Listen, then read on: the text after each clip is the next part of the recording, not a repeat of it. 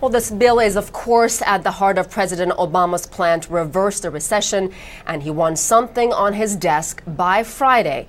Elaine Quijano joins us now from the White House. Elaine, is that even a possibility that he'll have something by Friday?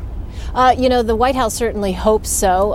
President Obama is basically trying to ratchet up the pressure on lawmakers, insisting that if Congress doesn't move quickly on this stimulus bill, that the nation's economic crisis could really turn into a national catastrophe, in the president's words. Now, in his weekly address, he defended this massive economic bill, saying that from the beginning, this legislation has had one idea at its core. From the beginning, this recovery plan has had at its core a simple idea. Let's put Americans to work doing the work America needs done. It will save or create more than 3 million jobs over the next 2 years, all across the country. 16,000 in Maine, nearly 80,000 in Indiana, almost all of them in the private sector, and all of them jobs that help us recover today and prosper tomorrow.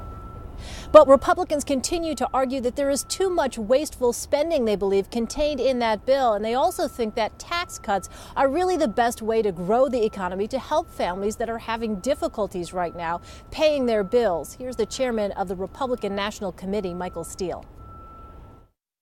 The fastest way to help those families is by letting them keep more of the money they earn.